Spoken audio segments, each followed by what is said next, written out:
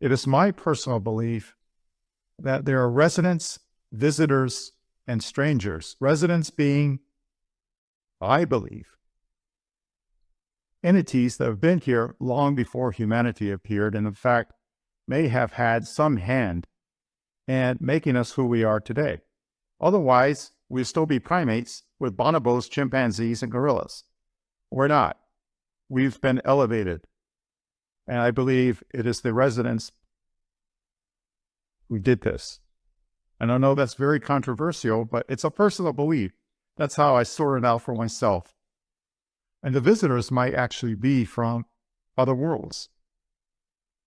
And the strangers, I don't know where they're from, but it seems very frightening to read the accounts of people, documented people who have experienced very disastrous effects, very tragic effects with their health from encountering the disturbing aspects of the phenomena. Now, this is known as the infamous slide 54, because it's the 54th one in the deck. And I promise you, I know we went long, but we're almost done. This is called informed speculation. I think it's hidden history, but let's call it informed speculation. And I'll clue you in on why it's informed. So a lot of these inter-roll launch mission patches, launch logos, tend to depict reptilians and occult figures having some kind of dominance over the earth. It's very unusual that they would show that. So I speculated, based on all the things that I've learned, now leave it at that, that we're reptilian beings able to manipulate primate DNA to accelerate human hybrids. Did that happen? And were some of those human hybrids people that in myth and legend we call Atlanteans? In fact, aren't we all human hybrids? After all, let us make man in our image, says Genesis. Why aren't we like apes? Why aren't we like the bonobo, the gorilla, the chimpanzee? That's that of our speculation. But did they do this? And are the accelerated ones really the Atlanteans?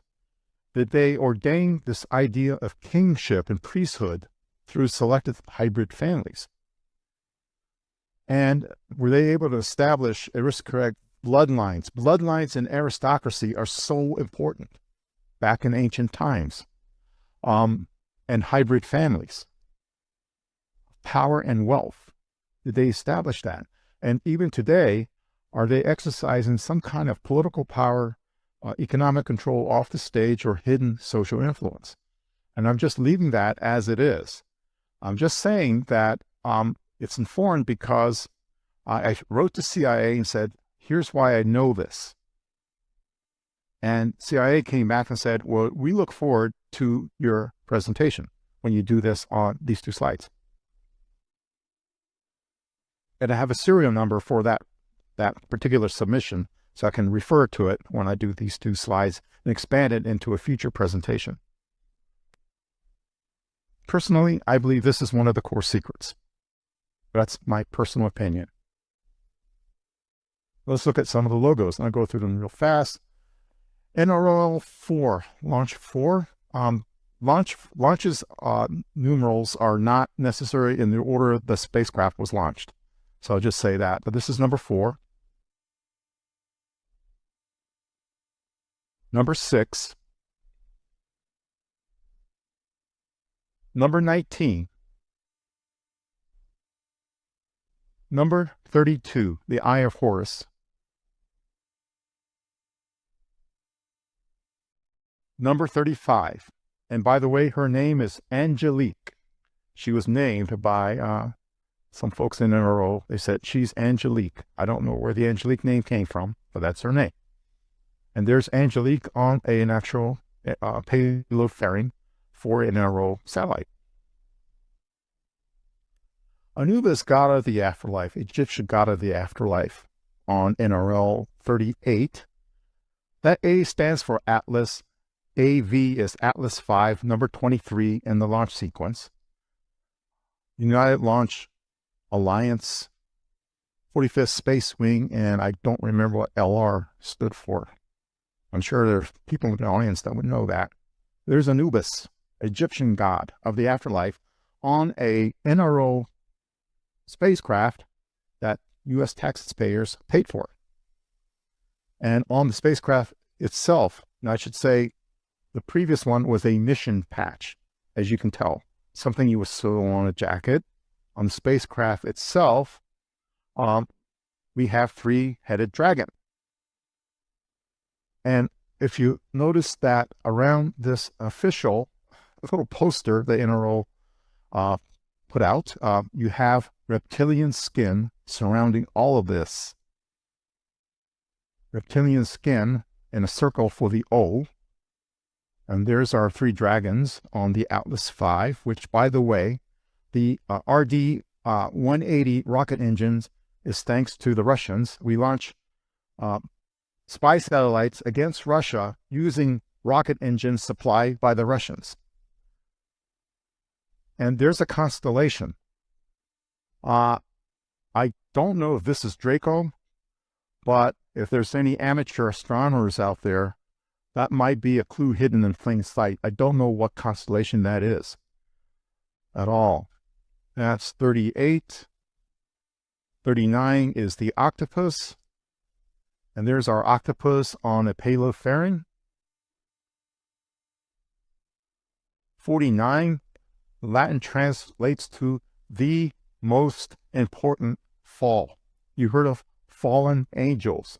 And that fallen angels might have been the Atlanteans that were separated from the other humans because they were too far advanced and their civilization was destroyed, therefore fallen. I found that to be very intriguing. And Betty here is probably Betty Sapp. When this mission went up, Betty Sapp was slated, S-A-P-P, Betty Sapp, was slated to be the first woman director of the NRO. Most important fall. And here's another patch for this, or another logo. The devil you know. Vandenberg Air Force Base, the first Delta IV heavy launch, rocket that actually launched it from Space Launch Center number 6 at Vandenberg. Space Launch Control, maybe, number 6. The devil you know. Get your kicks on 66. And Green Door. Green Door assignments in the Air Force are black program assignments. And if you look at this patch, I don't know if it's a magician or an insect, but this patch is so intriguing because the more you look at it, you see more things into it. When I see two red eyes here, and I don't know, this looks like a Merlin, the magician hat. I don't know, but keep looking at it. And some people see insects. Some people see a magician with a Merlin the magician hat. This red spot here over the United States is the southwest of the United States. Okay, southwest United States. What black program would exist in a southwestern state, like in a desert? Leave it at that. But these black programs are called... It also, just real quick, it also looks like it's holding a dagger, the golden overlay with the... yes. Good, Jay. Dagger. I see that now. Thank you for that. No problem. And the U2 Dragon Lady. That's the nickname for the U2 that CIA gave her, the Dragon Lady. We had an informal UFO study group in the building. No one had a UFO account per se. No one said, okay, your job is to look at UFOs, but we just encountered like instances of, gee, that's unusual. I should look into that. There are many, many more. The other release anything, but the other book, the one that you were just holding up, yeah, the crypto conundrum. Yeah, Yeah. is he still alive? Oh yes, he Okay. disappeared. He's off the. No one knows where he's at. No one knows where he's I at. don't know where to find him. Yeah, he's a major. He was a major figure. Everyone in the building knew who he is. Interesting. When the years he served, if you say his name, Chase Brannon, they know exactly who he is. Right. He was quite the notable figure in the building.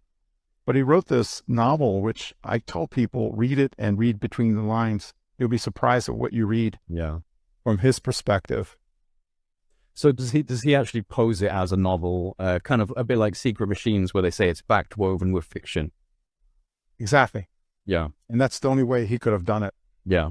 Oh, yeah, exactly. Of course. And it's just, to be fair, I would argue it's the same with the Secret Machines books by To the Stars Academy. There's some interesting tidbits throughout those books, and they are supposed to be fact woven with fiction. And Tom DeLonge was in contact with people like General McCasland and some pretty major players. So I think that they're definitely worth keeping in mind as well. But I'm going to definitely have a look at that book if it's available to purchase online. One last thing I had before I'll let you go, because it's been, it's getting on here and we've been talking for a while. But in relation to possible reptilian ET presence on Earth. Now, obviously, I understand that this is part of your speculative, approach, and no one can fully verify any of this. But are the reptilian-style intelligence patches the primary data point that gives you reason to postulate on a reptilian intelligence, or are there other things that you feel strengthen that argument? There are other things I feel strengthen that argument, but I don't have permission from those people to talk about that. It's not exactly a download. That's okay, but there are certainly other things that you feel have given you. Yeah. Okay. That is interesting. I mean, it's no secret that this is something that's discussed within the UFO community, and in all honesty, it's usually treated with a lot of controversy, and people don't want to really go there. But this subject is absurd anyway, and I think that there's always the possibility for this type of thing to exist within that space. And you've had people like Lou Elizondo recently hinting quite heavily that an important potential signature of extraterrestrial intelligence is human DNA. And as you were saying, why are we not like bonobos or chimps or chimpanzees? Or, we're right. We're an order of magnitude above anything else on this planet. How did that happen?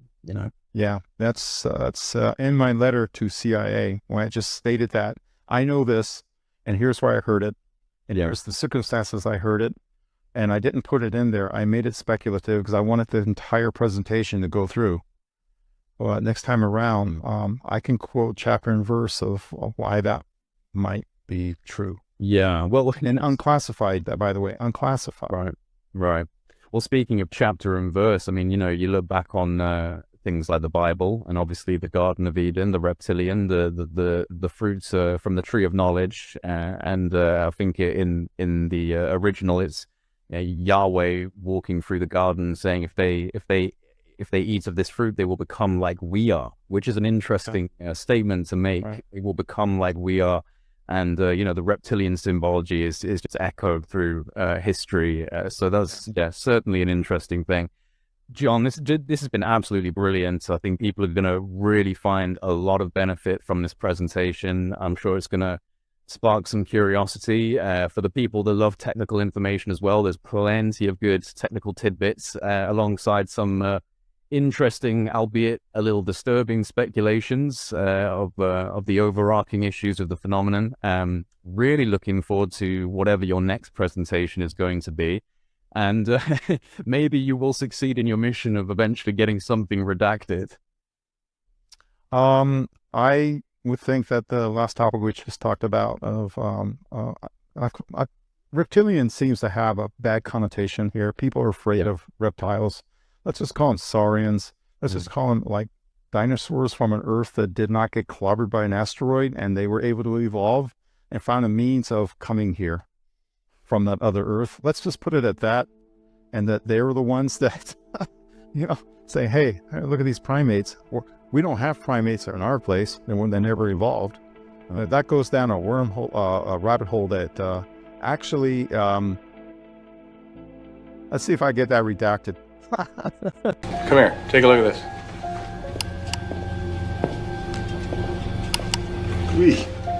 Hey, isn't that, Yeah. You can see Dick Cheney, Al Gore, all 9 Supreme Court justices shapeshift into reptilians. Did you know that for thousands of years, creatures from the constellation Draco have been mating with humans to form a super race that includes 43 U.S. presidents, most members of Congress, and the entire British royal family? Do you believe that intelligent life exists on other planets?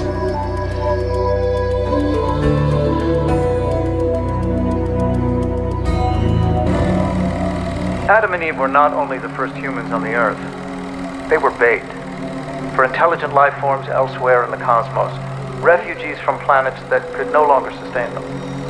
But why Earth? Deoxyribonucleic acid, DNA, the blueprint of human life, is the key to their survival. Without it, they will perish. The first encounters between humans and extraterrestrials took place over 100,000 years ago in Atlantis and in its sister civilization in the Pacific, Lemuria. Ancient civilizations on every continent have recorded evidence of these encounters. These visitors were highly advanced and did not appear in human form. Now, the Mayans called them Chanes, people of the serpents, and in Hebrew legend, the snake represented knowledge. Of course it did. It was not human. Not of this earth. History is replete with stories of the heroic destruction of serpents. Perseus and Medusa, St. George and the Dragon, St. Patrick and the Snakes of Ireland. But these are not merely legends, and the natural form of these invaders is not human. They are described in ancient accounts as serpents and dragons, and man's weapon against them is the sword. We are victims, and no one is listening to us. We're not crazy. And if you look at who's had contact, we're airline pilots, professionals, teachers, scientists. I don't know how to get the truth out, but we have to. History is replete with stories of the heroic destruction of serpents. Perseus and Medusa, St. George and the Dragon, St. Patrick and the Snakes of Ireland. These are not merely legends. These are accounts of battles for the survival of the human race. A battle we will lose unless we stop killing one another and focus on the real enemies. They are among us.